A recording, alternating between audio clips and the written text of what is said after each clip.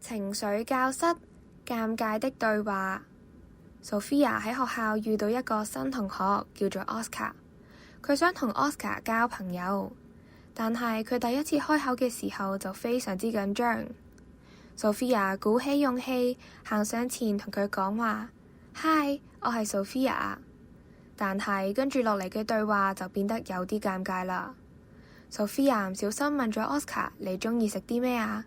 食曱甴定係青蛙？Oscar 聽到之後呆咗啊，然後笑起上嚟。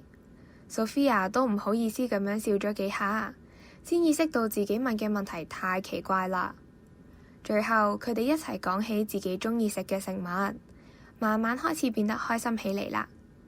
呢一次尷尬嘅對話令到 Sophia 明白到，友誼有陣時係由少少嘅失敗同埋尷尬開始嘅。